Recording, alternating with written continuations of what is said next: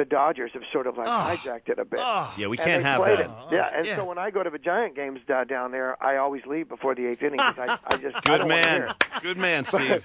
But so Joe comes up and taps me on the shoulder, and I must say, Joe has always been just so wonderful. They've never put me on the jumbotron. I don't go there to do that. I go there for the love of the game because this game has rescued me from some times in my life that we'll get into sometime another time. But this game has lifted me up, and so I go for the reverence of the game, and so they've never, dare I say the word, used me, you know what I mean? And they've been so respectful of that. So Joe taps me on the shoulder about the 7th inning, and he says, listen, it's Saturday, and boy, we need this game, and if this place is a morgue, we need the rally song now. If there's ever a time, Joe says, that we need Don't Stop Believin', it's now, and would you consider us putting you on the big screen and try to get this crowd going? And I looked at him, I said, if that's what you want to do, Joe, now's the time to do it. And so the next thing I know, I leaned over to my friend and said, looks like they're going to put me on. He said, what? So then the song started, and they didn't start it loud enough for me.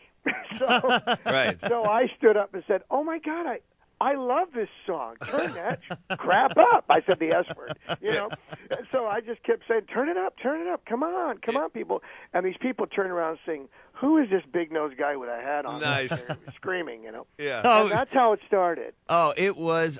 So I'm in my view from the club level, Steve, I'm in, they start playing the song, and like you said, the Dodgers had stolen it, which really pissed off everybody because it's San Francisco. It's a violation. Right? You know what I mean? So. Right. But what happened, Steve? What I heard was the fans on their own started to sing the lyrics, and that was really touching me. And I thought that was so cool because nobody told them to. No, it became an infectious moment. It was like, listen, I got to tell you, I had not been in front of 45,000 people in a long time, and it was really exciting to sort of to prompt them to sing along with me, and they did. I guess I was put on the screen. I didn't look at it because I was reaching out to these people all around me. The next thing I know. The whole stadium is singing the verse, the bridge, and the chorus. It was really fun. I have to tell you, the only thing that sucked was the Giants didn't win the game. But as far as energy that can carry over into the playoffs, it was such a bonding moment. I was so stoked. In fact, that's what Paulie and I said. We should try to get Steve on the show. So we appreciate you coming on. We know you don't do a lot of interviews and don't want to talk a lot about the music because you want to talk about the baseball. But that was such an energetic moment. No, I love talking about music and baseball. For some reason, like I said, they're starting to come together for me. I mean, I've sort of gotten my love for music again from baseball. Yeah, well, we're talking about this this connection between musicians and baseball. It's really a thing. Yeah, and on that note, actually, so it's funny how the San Francisco music community, as you know, Steve, I mean, everybody seems to pretty much know everybody, and it goes generations deep now. So last night, they had the national anthem performed by Carlos Santana's son, who I'm sure you've met and known over the years. And actually, Murph, Steve, a couple of his bandmates in Journey were old Santana boys, Greg Raleigh and Neil Sean. Neil Sean, yeah. Yeah. So you obviously know all these guys. So the question is, if they came and tapped you on the shoulder now or next series or World Series, and they said, hey, man, would you consider doing a rendition of the national anthem? Maybe we can marry the two right there. That's the toughest thing for me is I've been asked many times by Joe, and I have such reverence for that song that it's tough for me. I mean, it's a tough song to sing, to be perfectly honest with you. And I don't know, it has a lot of emotional attachment to me. I don't know if I could actually pull that one off emotionally, but I've stayed away from it for a lot of those reasons. Well, yeah, Steve, what if I told you that my partner, Paul McCaffrey, twice has sung the national anthem before Giants games? You believe How that, about man? that? You believe that? Yeah. And he said, so take it like that, Steve. Trust me, if I could do it, and I just feel like I got away with it, okay? My version wasn't anything to write home about, but I went out there. It was almost like a dare. They asked me to do it. I'm like, are you sure you guys know what you're getting yourselves into? I'll go out and do it. But I did it. No, trust me, man, if I can get away with it, I'm sure you can if you feel ready at any time. Yeah. Especially not this morning the way I sound now. Steve, so back out there tonight. Do you have the energy for Game 2? Oh, yeah. Okay, good. And now I'm ready. Yeah, okay. Would you be the kind of guy to travel with the team, or would you just strictly stay and watch the games in San Francisco?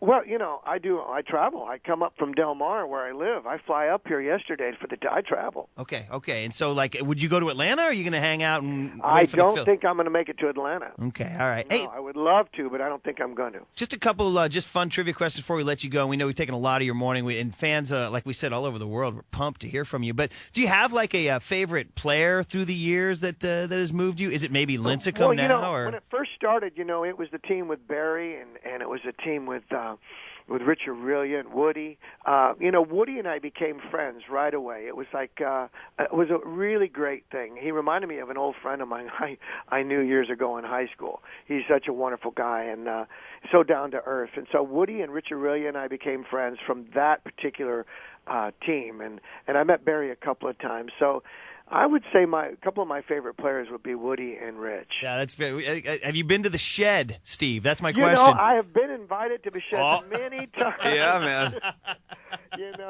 I have, but I have not yet done it. But I will do it someday. And it's pretty much a ritual every year. Oh, you got to go. Oh, just a couple more for you. One is that is there any way we can get some sort of legal action to make the Dodgers cease and desist? Yeah, maybe with your help. Yeah, seriously. The problem with that song is that it is about hope and it is about not giving up. And so, Sopranos used it, and the White Sox used it in '05. So the song has just kind of been picked up by people who want to keep believing and not give up. So, listen, I will tell you this, that nobody makes a dime when they play that song. And just so you know, people think, oh, gee, you're making lots of money because they're playing your song in the stadium. It never happens. Right. And I did an interview one time. Somebody thought, well, gee, the Dodgers are making money on it. Can't you tell them don't do that? Mm-hmm. I said, well, listen, the kind of money they're paying for this thing, you can't buy a latte at Starbucks. I'm telling you right now. Okay, all right. Well, I guess you said if you're gonna, you'll just let it go. Take the high road is what Steve's doing. Yeah. Did you have a reaction all these years later on The Sopranos? Such an incredible pop cultural milestone, touchstone like The Sopranos, using your sound, your song to close out their historic series.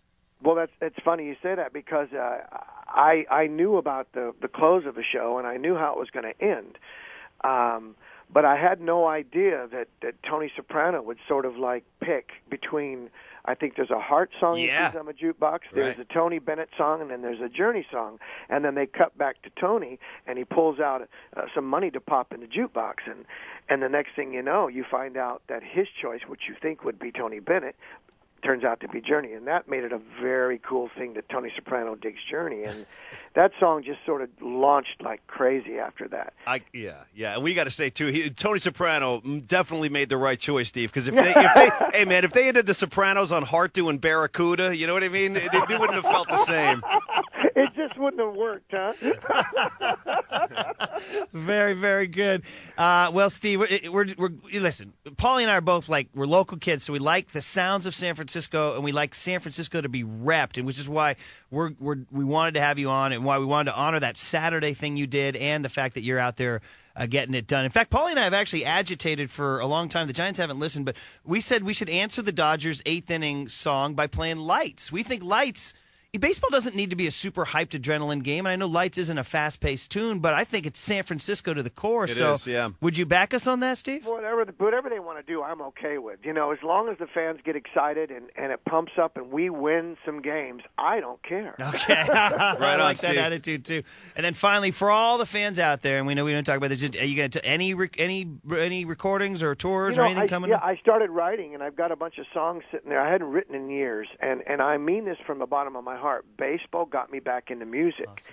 And it's a long story, but it got me back in, and I started writing about a year and a half ago, and so I've got quite a few songs sitting around, and my plan is to get in the studio and start recording some of them, and God knows where that'll go, because it's a lot to live up to what Journey accomplished when I was in the group with them. We were good together, and so I wouldn't want to try to go against that. I just want to write some more music and put it out there. Steve, it's been an absolute pleasure having you on. We love having on, Steve. We love having rock legends cheering for the Giants. That's what we like. No. We like that, man. It's about baseball. It is about baseball. And I like what you said. The lead singer hit every note last night on the mound. Oh, he was on fire. Yeah. And guess what? The lead singer can hit every note again tonight, right? Matt Cain? Yes. Oh, Cain. I'm waiting for Cain. I'm so excited. He's got to be pumped after that. He's got to be. He's got to be pumped. Continuing the analogy, like if you're playing a festival and the guy in front of you, the band in front of you performs great, you're like, I want to go out and perform great too, right? Like Steve. Let me ask you a question. Don't you think that maybe when an important game like the last one that Kane was pitching against the Padres, can't we just not do the pomp and circumstance and all that stuff and get? It's like when I was on tour back in the day, I wouldn't meet and greet anybody before a show. I wouldn't accept any platinum albums or meet any interviewers because it untied my game. Mm-hmm. You know, I needed to be focused. I need a little bit of FU going into the game. You know what I mean? Yeah, you know man. what I'm saying? And so the last thing you need is to walk out there and put all smiles and like, you know, and thank for the player of the year. It's like I wish they wouldn't do the pomp and circumstance before an important game. Okay, so Kaner, put the towel over your head That's and just right. come out and perform. That's it. Yeah, right there. just go out and Game put a face. little FU going. Ah, Steve, that's perfect. Hey, see you tonight, Steve. Thanks for coming on the show, man. Okay. Steve Perry. Go Giants. There it is. One of the top 100 singers of all time. That was cool. He rules, Rolling man. Stone. Yeah.